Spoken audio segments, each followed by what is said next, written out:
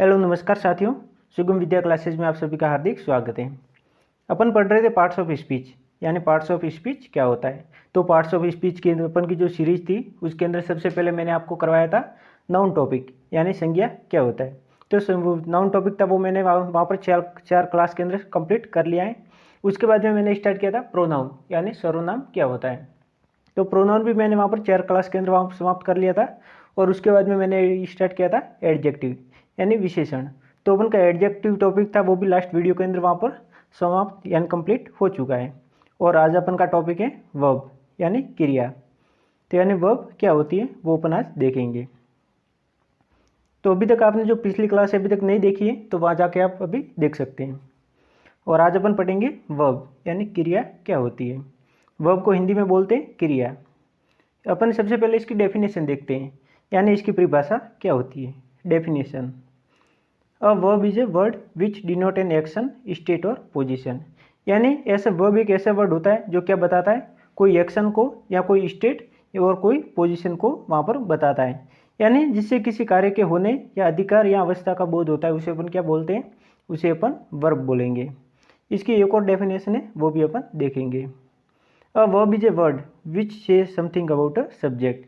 यानी वर्ब है एक वो ऐसी वर्ड होता है जो किसी चीज़ के बारे में अपन को बताता है, यानी किसी सब्जेक्ट के बारे में अपन को बोलता है तो उसे अपन वर्ब बोलेंगे, यानी उसे अपन क्रिया बोलेंगे। वर्ब अपन इसे हिंदी में देखते हैं, यानी इंग्लिश में तो मैंने आपको बता दी डेफिनेशन, और हिंदी में इसकी डेफिनेशन क्या होती है। वर्ब एक ऐसा वर्ड है जिससे किसी कार्य के होने या अधिकार या अवस्था का बोध होता है उसे अपन वर्ब बोलते हैं, यानी उसे अपन क्या बोलेंगे, क्रिया। अपन देखते हैं इसके एग्जाम्पल कि यहाँ पर जो सेंटेंस है उसके अंदर वर्ब का यूज कहाँ पर हुआ है। जैसे पहला सेंटेंस है राम इज ईटिंग, यानी राम है वो खा रहा है। यानी ये सेंटेंस कौन से टेंस का है, प्रेजेंट कंटिन्यू का। तो यहाँ पर ये जो राम है, राम क्या है, एक सब्जेक्ट है, यानी काम को करने वाला है, यानी ये एक सब्जेक्ट हो गया। बाद में इज एक हेल्पिंग वर्ब है। हेल्पिंग वर्ब क्या होती है वो अपन आगे देखेंगे। और जो ईटिंग है ये ईट की फोर्थ फॉर्म है, यानी ईट के साथ में अपन ने लगाया आईएनजी, यानी वर्ब की फर्स्ट फॉर्म के साथ में आईएनजी, तो ये हो गया ईटिंग। तो जो ईटिंग है वही वर्ब है जो अपन टॉपिक पढ़ रहे हैं वो। फिर सेकंड सेंटेंस है यानी चिल्ड्रन डांस, यानी बच्चे डांस करते हैं। तो यहाँ पर चिल्ड्रन है वो हो गया सब्जेक्ट, और जो डांस है वो यहाँ पर डांस यानी होता है नाचना, और ईट का मतलब होता है खाना। तो डांस यानी होता है नाचना, तो डांस एक वर्ब है। आगे थर्ड सेंटेंस अपन देखते हैं। शी वॉज टॉट, यानी उसे पढ़ाया गया। तो सी यहाँ पर हो गया वो सब्जेक्ट हो गया, यानी लड़की है। वॉज एक हेल्पिंग वर्ब है, यानी जो पास्ट कंटिन्यू उसकी हेल्पिंग वर्ब। और टॉट है वो टीच की यहाँ पर फॉर्म दी हुई है। तो ये जो टॉट है वो क्या हो गई, ये अपन के लिए एक वर्ब हो गई। आगे अपन देखेंगे fourth example. I have a car, यानी मेरे पास एक कार है। तो आई यहाँ पर क्या है, आई एक सब्जेक्ट है, और हैव है वो एक हेल्पिंग वर्ब और एज ए मेन वर्ब अपन मान सकते हैं। जैसे कोई भी सेंटेंस होगा उसके अंदर कोई मेन वर्ब नहीं आती है, यानी एक ही वहाँ पर वर्ब होगी। जैसे हेल्पिंग वर्ब, यहाँ पर जैसे सेंटेंस है आई हैव अ कार, यानी आई सब्जेक्ट हो गया, हैव वर्ब, और ए कार क्या है, एक ऑब्जेक्ट है। तो यहाँ पर हैव है, इसे अपन हेल्पिंग वर्ब ना मानते हुए इसे अपन मेन वर्ब मानेंगे, यानी ये एक मुख्य क्रिया होगी।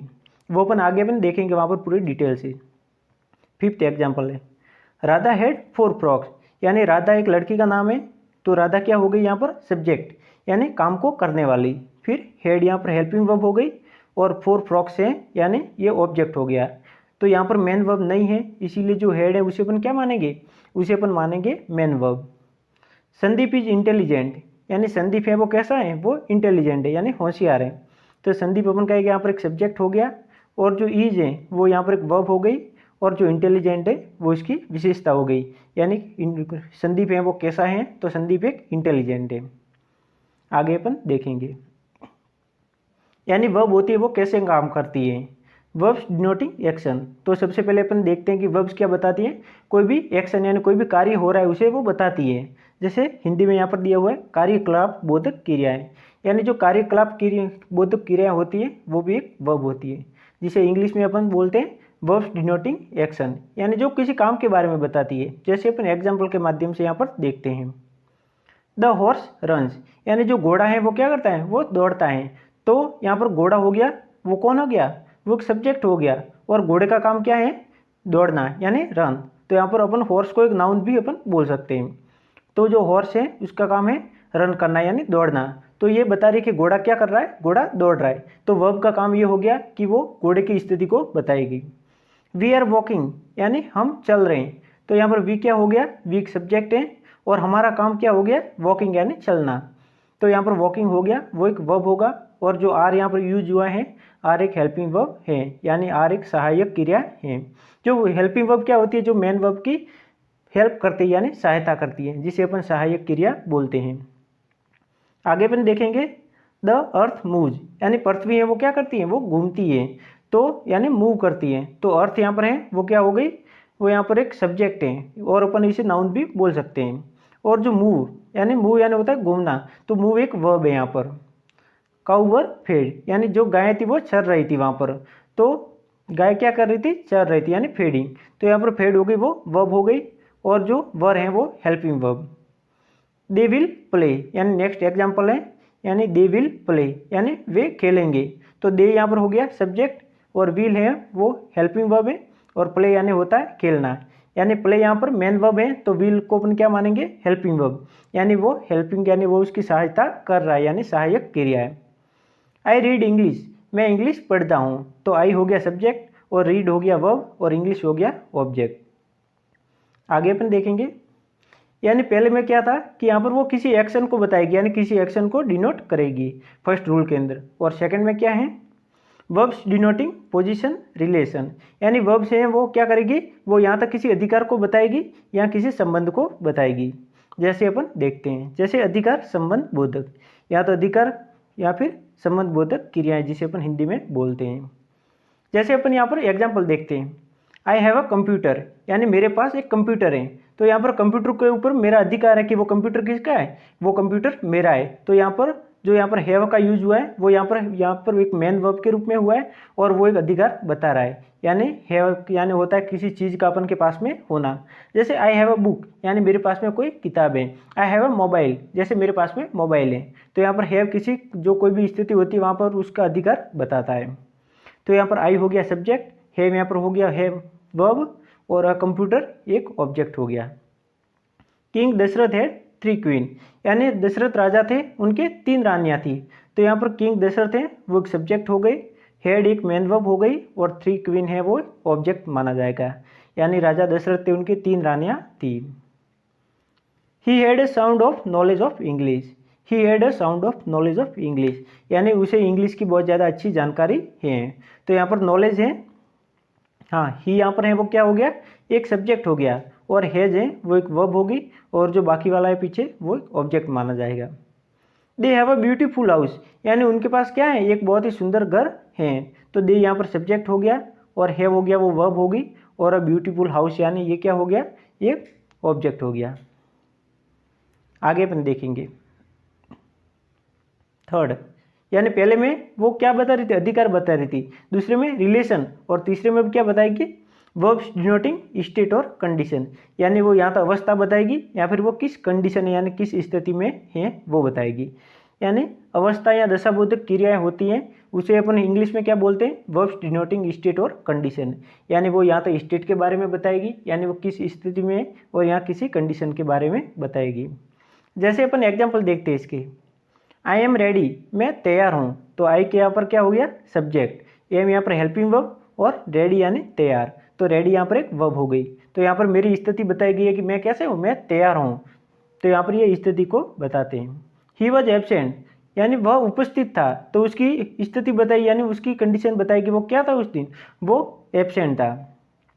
हिज फैमिली इज हैप्पी, यानी उसकी फैमिली खुश है। तो यहाँ पर फैमिली के बारे में बताया गया है, यानी फैमिली की स्थिति यहाँ पर बताई गई है कि उसकी फैमिली कैसी है, हैप्पी है यानी खुश है। तो यहाँ पर हीज यहाँ पर सब्जेक्ट के रूप में अपन यूज लेंगे, और जो फैमिली और जो हैप्पी है, हाँ हैप्पी है, वो यहाँ पर वर्ब के रूप में लेंगे अपन। The patient is out of danger, यानी जो पेशेंट है वो खतरे से बाहर है। तो यहाँ पर पेशेंट होगा वो सब्जेक्ट होगा, और यहाँ पर आउट ऑफ डेंजर है, तो यहाँ पर आउट होगा, अपन इसे वर्ब के रूप में, और जो डेंजर है वो ऑब्जेक्ट के रूप में लेंगे। दे वर इंटेलिजेंट, और वो क्या है, वे बहुत ही इंटेलिजेंट थे। तो दे यहाँ पर सब्जेक्ट है और वर यहाँ पर वर्ब होगा। और जो पेशेंट वाला है इसके अंदर इज यहाँ पर वर्ब होगी। मोहन इज बिजी, यानी मोहन वो क्या है, वो कैसा है, मोहन की स्थिति बताई गई है कि मोहन बिजी है, यानी मोहन की कंडीशन कैसी है, वो बहुत ही ज़्यादा काम में बिजी है। तो यहाँ पर इज यहाँ पर वर्ब हो जाएगा, मोहन सब्जेक्ट और बिजी ऑब्जेक्ट हो जाएगा। तो अपन ने इसके 3 टाइप देखे, कौन कौन से हैं। पहला है वर्ब्स डिनोटिंग एक्शन, यानी वर्ब्स कार्यकलाप क्रियाओं का बोध करवाते हैं, जो अपन ने एक एग्जाम्पल के माध्यम से देखा था। जैसे द हॉर्स रन, यानी घोड़ा दौड़ता है। आगे अपन ने टाइप पढ़ा सेकंड वर्ब्स डिनोटिंग पोजीशन और रिलेशन, यानी जो वर्ब्स होती हैं वो या तो पोजीशन यानी अधिकार को बताती है या रिलेशन को। जैसे आई हैव अ कंप्यूटर, यानी मेरे पास में कंप्यूटर है, तो यहाँ पर कंप्यूटर के ऊपर मेरा अधिकार हुआ कि वो कंप्यूटर किसका है, वो मेरा है। आगे अपन देखेंगे वर्ब्स डिनोटिंग स्टेट और कंडीशन। अभी जस्ट अपन ने पढ़ा कि जो वर्ब्स यहाँ पर क्या करेगी, वो यहाँ कोई स्टेट या फिर कंडीशन होगी वो अपन को बताएगी, यानी अवस्था या फिर दशाबोधक क्रियाएं जिसे अपन बोलते हैं।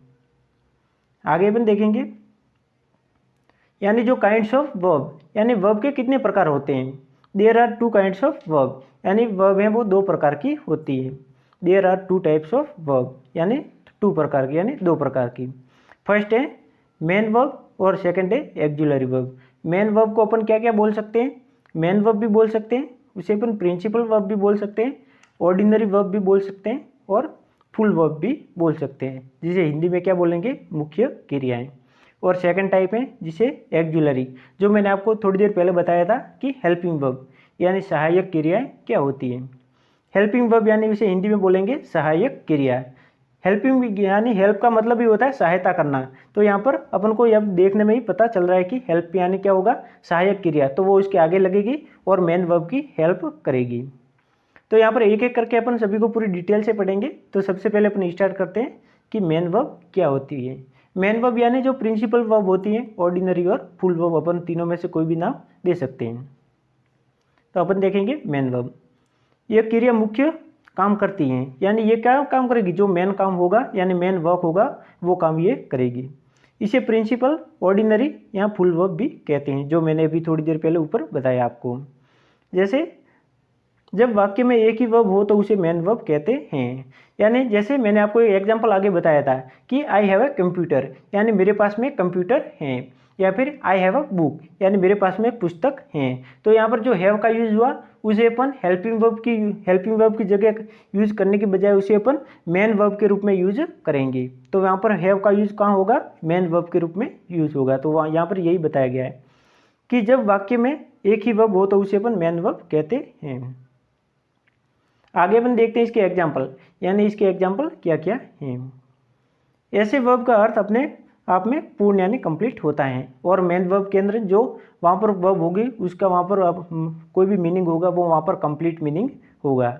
जैसे एग्जाम्पल, अपन एग्जाम्पल के माध्यम से अपन देखेंगे। एग्जाम्पल, राम रीड बुक, यानी राम क्या कर रहा है, राम बुक पढ़ता है। तो यहाँ पर राम है वो सब्जेक्ट हो गया, या राम का काम क्या हो गया, बुक को पढ़ना। तो यहाँ पर रीड एक वर्ब हो गई और ए बुक ऑब्जेक्ट हो गया। They can do this work, यानी वे इस काम को कर सकते हैं। तो यहाँ पर दे क्या हो गया, दे एक सब्जेक्ट है, और कैन अपन इसे हेल्पिंग वर्ब भी मान सकते हैं, और इसे अपन मॉडल भी मान सकते हैं, और अपन इसे हेल्पिंग वर्ब भी मान सकते हैं। यानी कैन को एक मॉडल के अंदर अपन जब मॉडल टॉपिक पढ़ेंगे तो तब अपन इसे अच्छे से वहाँ पर डिटेल से पढ़ेंगे। और यहाँ पर डू यहाँ पर हो गई वो मेन वर्ब हो गई, और दिस वर्क यहाँ पर ऑब्जेक्ट हो गया। ही इज गोइंग, यानी वह जा रहा है, तो ही यहाँ पर सब्जेक्ट हो गया, और इज यहाँ पर हेल्पिंग वर्ब, और गोइंग यानी गो की ये फोर्थ फॉर्म है, यानी गो के साथ में आईएनजी लगाए तो ही इज गोइंग, यानी वह जा रहा है। तो यहाँ पर गोइंग होगा वो मेन वर्ब है। यू विल गो, यानी तुम यहाँ से जाओगे, तो यू है वो सब्जेक्ट हो गया, और जो विल यहाँ पर है वो हेल्पिंग वर्ब, और जो गो यहाँ पर दिया हुआ है वो एक मेन वर्ब है। आगे अपन देखेंगे तो अपन ने पहले पढ़ा मेन वर्ब, यानी प्रिंसिपल वर्ब और मेन वर्ब क्या होती हैं, और इसका सेकंड टाइप है एक्जुलरी, यानी एक्जुलरी यहाँ फिर अपन हेल्पिंग वर्ब इसे बोल सकते हैं। एक्जुलरी और हेल्पिंग वर्ब एक ही टाइप है। डेफिनेशन, यानी सबसे पहले अपन इसकी परिभाषा देखते हैं कि इसका यूज कहाँ पर होता है और कैसे होता है। The verb which are used together with main verb to help them in the formation of tense, voice, mood, etc. यानी ऐसी वर्ब जो जिसका यूज कहाँ पर होगा, कोई भी टेंस वगैरह यानी कोई वॉइस यानी कोई भी अपन एक्टिव पैसिव पढ़ते हैं तो वॉइस के अंदर या फिर कोई मूड वगैरह होते हैं तो वहाँ पर जो मेन वर्ब होती है तो मेन वर्ब के जस्ट आगे ये लग दिए यानी उनके साथ में लग दिए तो अपन उसे क्या बोलेंगे, अपन उसे हेल्पिंग वर्ब बोलेंगे। आर कॉल्ड एक्जुलरी और हेल्पिंग वर्ब, तो उसे अपन एक्जुलरी यहाँ पे एक्जुलरी वर्ब बोलेंगे या फिर अपन उसे हेल्पिंग वर्ब बोलेंगे। अपन इसकी डेफिनेशन को हिंदी में एक बार अच्छे से देखते हैं। वह वर्ब जो मेन वर्ब को टेंस, वॉइस, मूड इत्यादि में बनाने में सहायता करे उसे अपन एक्जुलरी वर्ब कहते हैं, उसे अपन हेल्पिंग वर्ब भी कहते हैं। अभी मैंने जस्ट थोड़ी देर पहले बताया कि ये क्या करेगी, मेन वर्ब के साथ में लगेगी और उसकी कंडीशन बताएगी, यानी ये कौन से टेंस का सेंटेंस है। और जैसे प्रेजेंट है तो वहाँ पर जैसे इज आर एम, पास्ट है तो वाज वर या फिर हैड, और जो फ्यूचर होगा तो वहाँ पर विल शेल का यूज होगा। तो ये किसके एग्जाम्पल थे, ये एक्जुलरी के। आगे अपन देखेंगे इसके बारे में और थोड़ा दिया हुआ है। एक्जुलरी वर्ब, एक्जुलरी और हेल्पिंग वर्ब एक ही होती है। Auxiliary verbs, there are total 24 auxiliary verbs, यानी टोटल एक्जुलरी वर्ब हैं वो कितनी होती है, 24 होती है। जैसे कौन कौन सी होती है अपन एक बार इसे अच्छे से देखते हैं और आपको ये इसे अच्छे से लिख करके याद भी करने हैं ताकि आपको ये आगे काम आएंगे। जैसे पहला है am, is, are, was, were, do, does, did, have, has, had, ought, should, must, can, could, may, might, shall, will, would, need, dare and used to, यानी 24 के 24 टोटल ये क्या है, ये हेल्पिंग वर्ब है।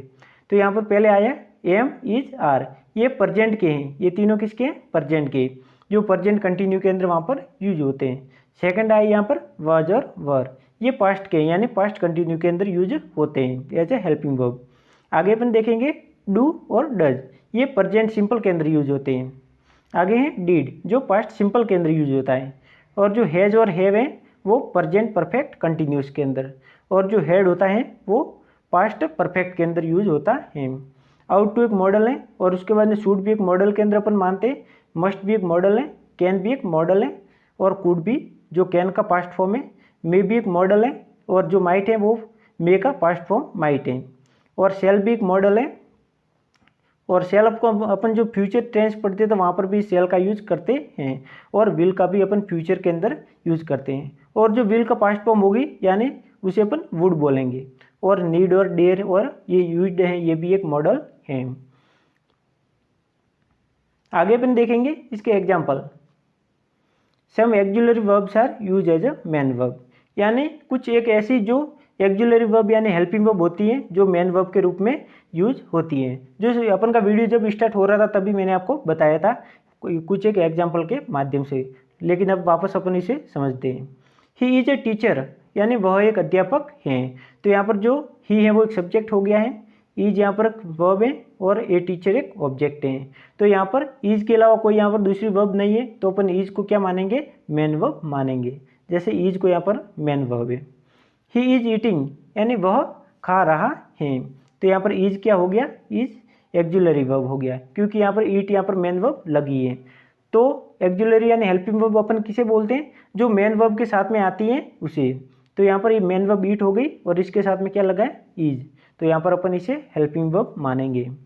रेखा हैज अ कार, यानी रेखा के पास में कार है। तो रेखा यहाँ पर क्या हो गया, एक सब्जेक्ट हो गया, और हैज यहाँ पर मेन वर्ब हो गई क्योंकि बाकी यहाँ पर कोई वर्ब नहीं है। तो यहाँ पर हैज क्या होगी, एक मेन वर्ब होगी।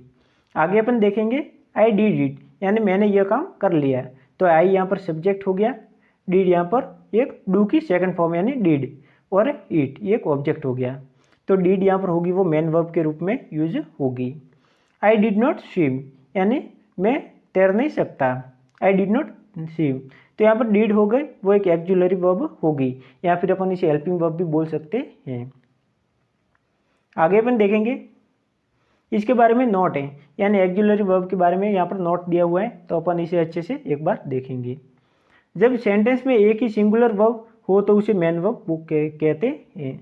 जो मैंने आपको आगे 2-3 बार अभी बता दिया है कि यदि कोई सेंटेंस है वहाँ पर केवल एक ही वर्ब है, यानी हेल्पिंग वर्ब नहीं है, लेकिन वहाँ पर कोई केवल एक ही वर्ब है यानी मेन वर्ब, तो अपन उसे क्या मानेंगे, उसे अपन मेन वर्ब मानेंगे।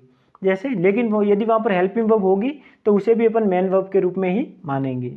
जैसे ही हैज़ एन एलिफेंट, उसके पास में क्या है, हाथी हैं, तो यहाँ पर हैज़ हो गया, वो क्या हो गया, एक मेन वर्ब हो गई। लेकिन यदि यहाँ पर कोई मेन वर्ब होती तो हैज़ क्या माना जाता, हेल्पिंग वर्ब। लेकिन यहाँ पर कोई मेन वर्ब नहीं है तो यहाँ पर हैज़ होगा, उसे अपन एक हेल्पिंग वर्ब मानेंगे।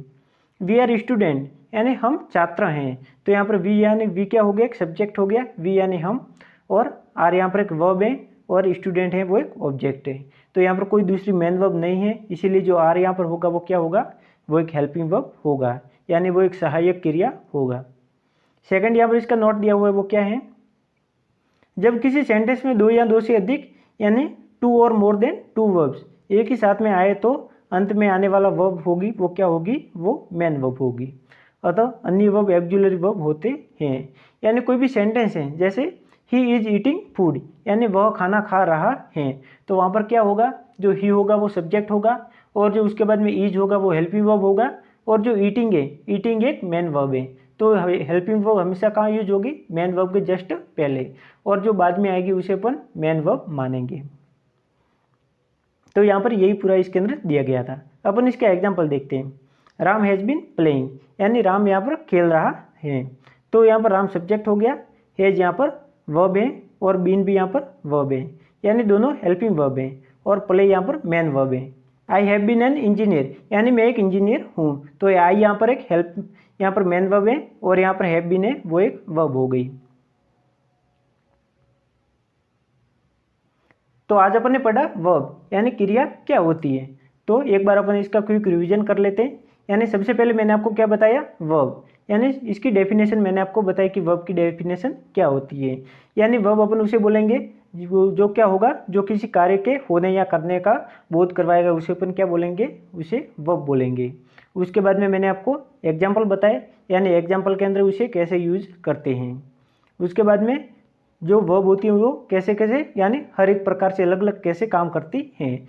वर्ब डिनोटिंग एक्शन, यानी वो किसी कार्य वहाँ पर होता है तो उसके बारे में भी बताती है, जो यहाँ पर मैंने एग्जाम्पल के माध्यम से भी आपको समझाया।